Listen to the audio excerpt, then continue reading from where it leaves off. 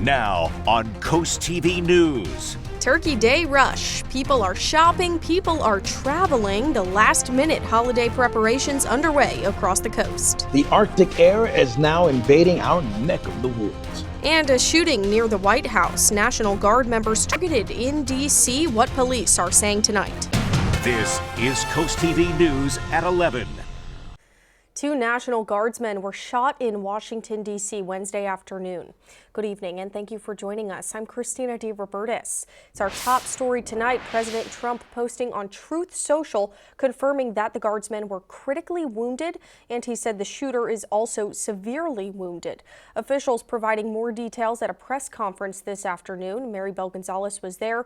She reports as the investigation unfolds.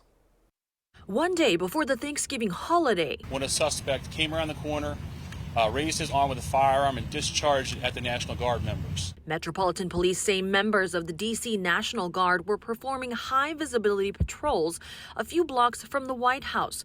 A suspect appeared around 2:15 Wednesday afternoon in what they say appeared to be a targeted attack. Law enforcement sources say the Guardsmen engaged in gunfire with the suspect prior to being shot. After some back and forth, able to subdue the individual and bring him into custody. Police say the victims and suspects were taken to a hospital for treatment. The FAA briefly halted flights to Ronald Reagan Washington National Airport Wednesday afternoon, clearing the way for a medevac helicopter.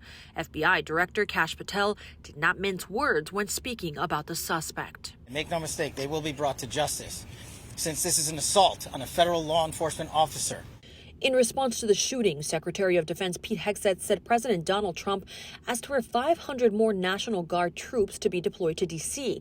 Hegseth said troops ensure the city is, quote, safe and beautiful. It's a somber reminder that soldiers, whether they're active duty, reserve, or National Guard, our soldiers are the sword and the shield of the United States of America.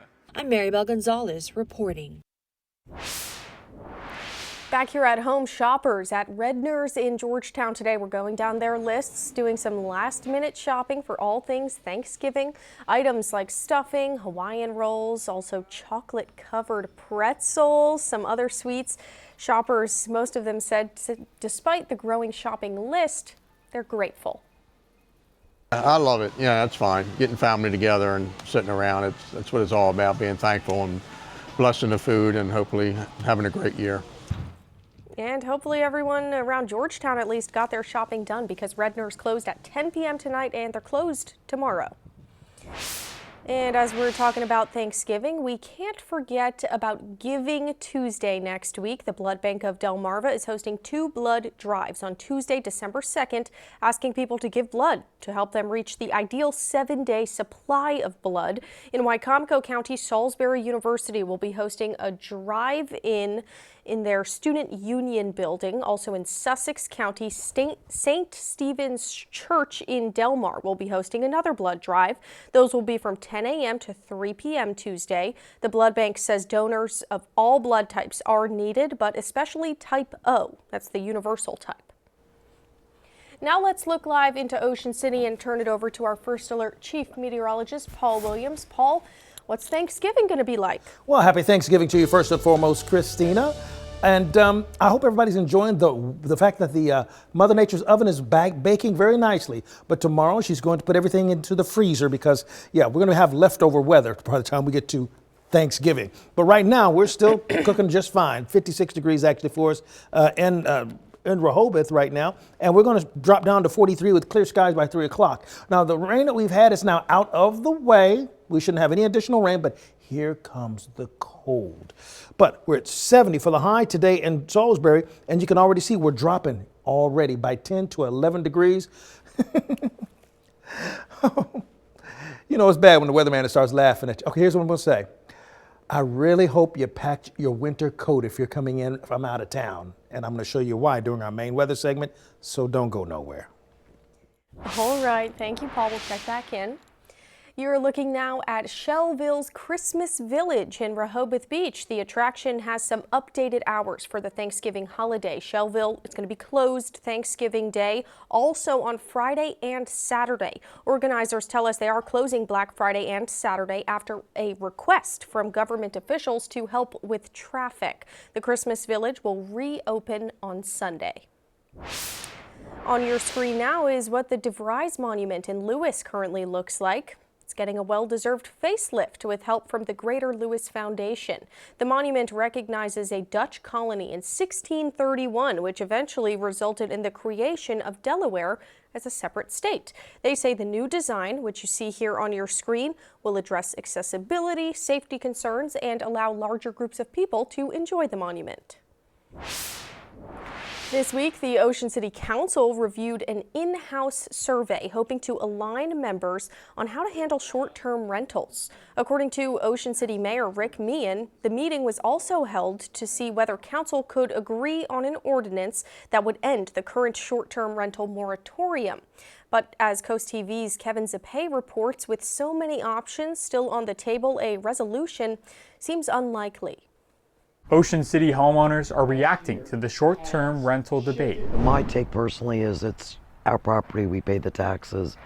I believe we should do as we wish. I think a short-term rental to me is one rental per week. On Tuesday, the Ocean City Council met to discuss possible changes they may want to implement for short-term rentals in residential neighborhoods and mobile home communities. After hours of discussion, these are some of the proposed ordinances they plan to review during future work sessions. Requiring a 7-night minimum stay, freezing or limiting the number of short-term rental licenses in these areas, limiting how many short-term rentals a single owner or entity can operate, and allowing only one renter per 7 days, something Michael Bell says would be beneficial. If somebody's in there for 1 night or 3 nights, that's fine, but just one rental per week. But Sharon Flickup believes these will be difficult to enforce. There's really no way to over-monitor things.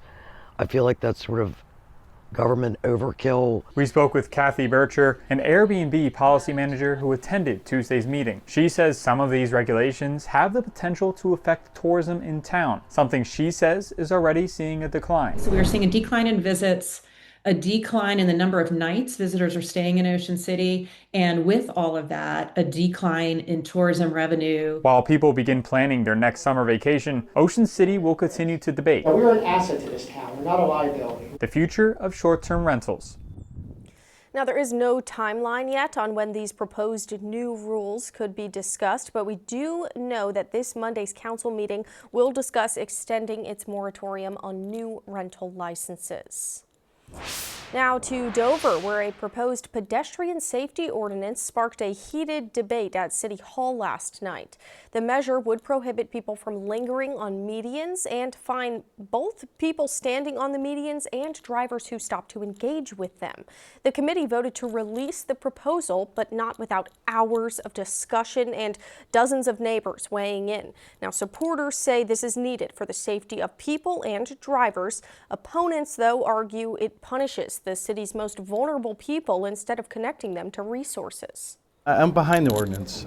People standing in the median on a level that wasn't designed to have somebody on there is extremely dangerous. So, we're talking about safety. We're not talking about homelessness and that sort of thing. I think people should have more compassion, and people know that there are resources, but as they said, we need more outreach programs to be able to help these people that are out here. Now, since the ordinance was released from committee, it will then go to City Council for a first reading in early December there in Dover. And we are just getting started. We have more news ahead, like planes, trains, and a lot of traffic. We're checking in on the holiday rush at the Wilmington train station. And coming up, Paul Williams is in our First Alert Weather Center with your full forecast after this. You know, I almost hate to even bring you this news, but it's my obligation. I surely hope that you enjoyed today's warm and mild weather, because starting tomorrow, all of that stuff's going to crash like a stock market just before the Great Depression, okay? I'm going to show you just what I'm talking about. Ocean City, we're at in the 50s. We're at 59 degrees, dew point temperature 46. Comfy as all get out with clearing skies for right now. We did have a little dash of rain that got some folks concerned, but listen, that rain stuff is over with. Warm front and fires inspired scattered showers is done.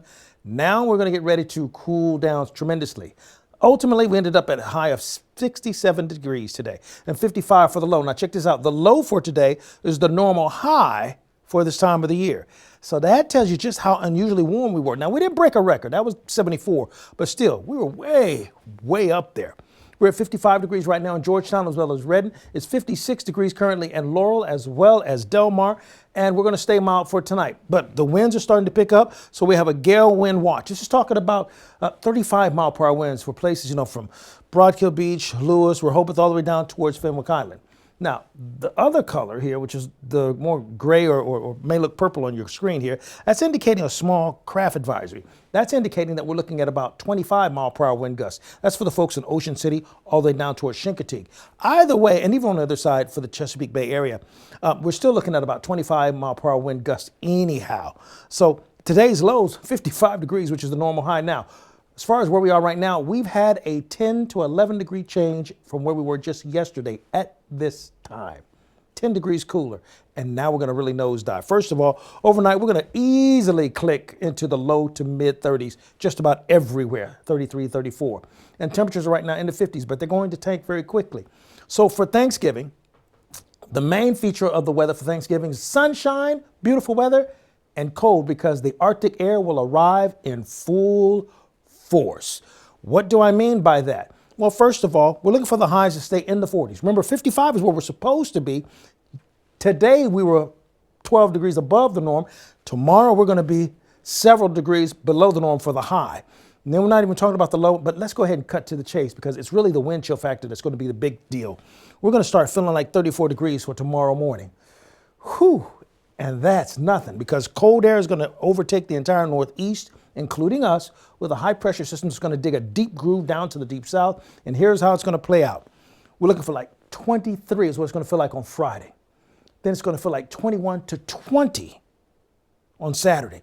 Don't be surprised if we start talking about 18, 19 for the wind chill. And it's going to be that way on Sunday as well. So Thursday morning, Friday morning, Saturday morning, Sunday morning, and Monday morning. Here's a look at the tail of the tape. Yeah, we'll get a little bit of a break on Sunday, but to be quite honest, we get zapped right back to Coldville next Monday, Tuesday, and Wednesday. Coldville, I don't want to go there.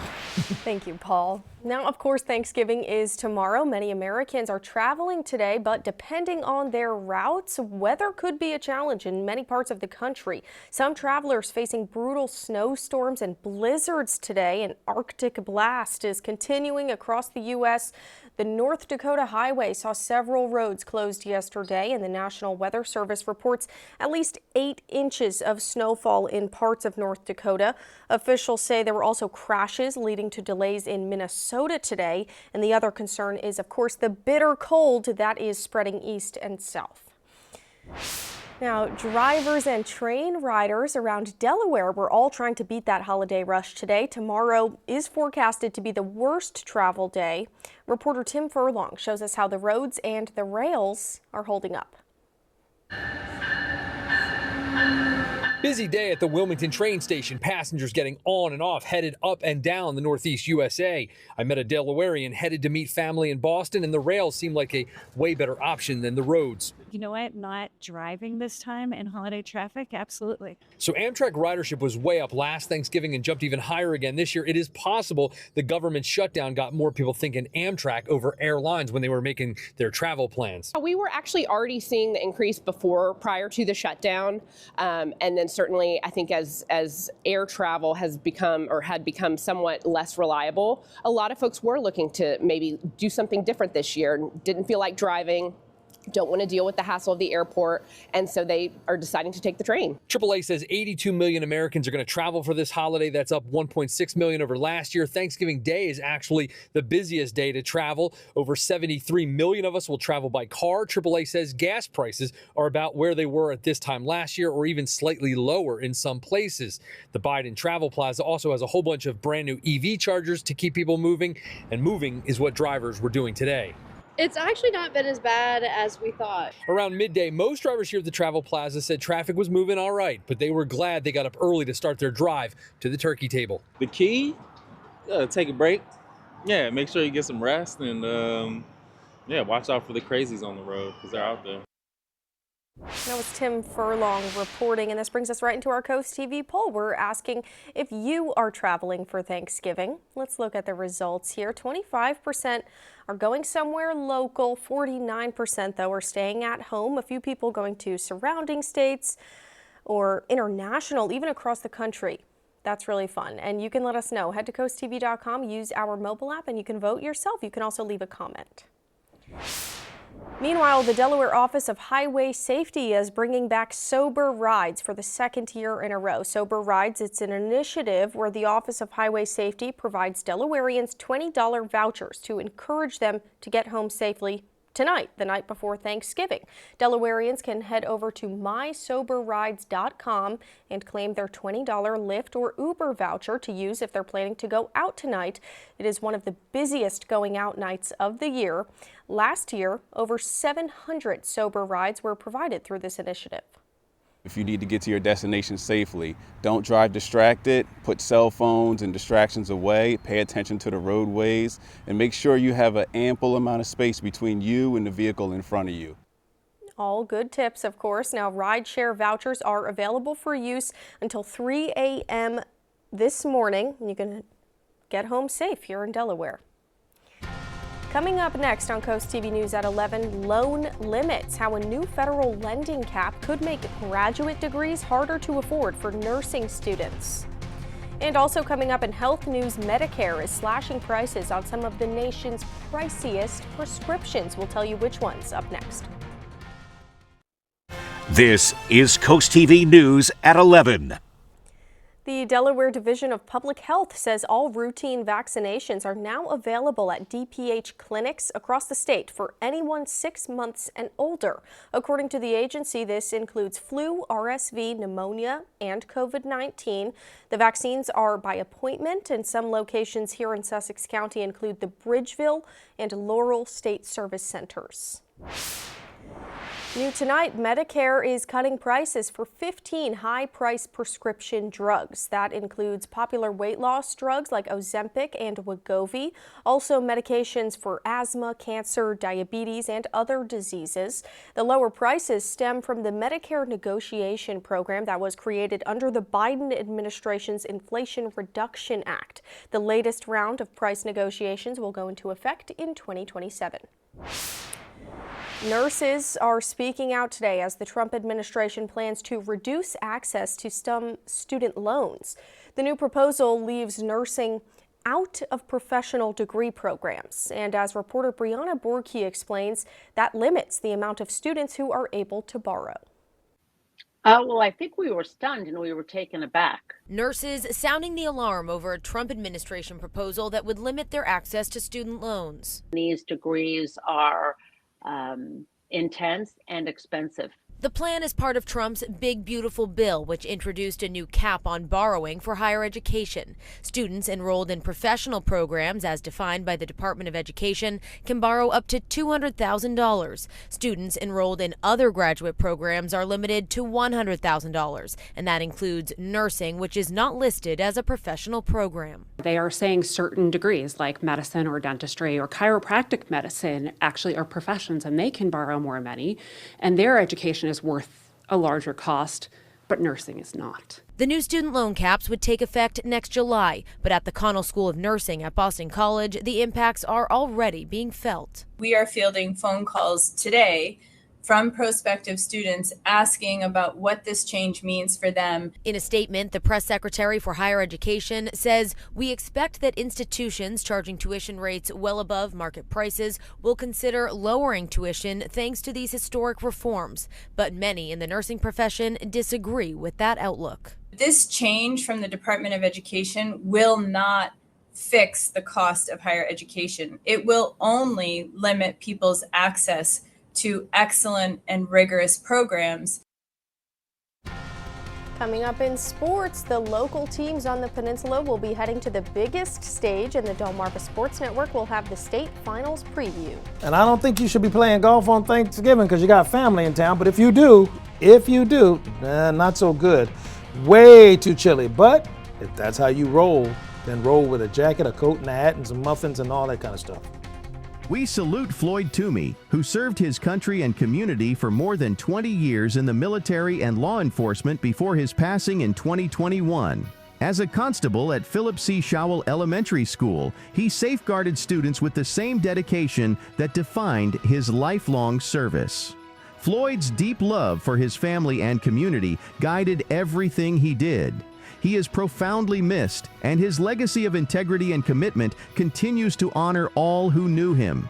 Spicer Brothers and CoastTV are honoring military persons and first responders serving Delmarva. If you have a family member, friend, or community member that you would like to nominate for a CoastTV salute, go to coasttvsalutes.com.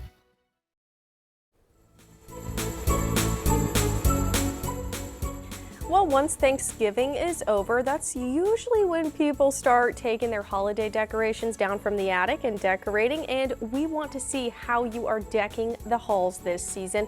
You can send us your photos, send us your videos, go to coasttv.com/holidayhouse, and we might show them right here on TV.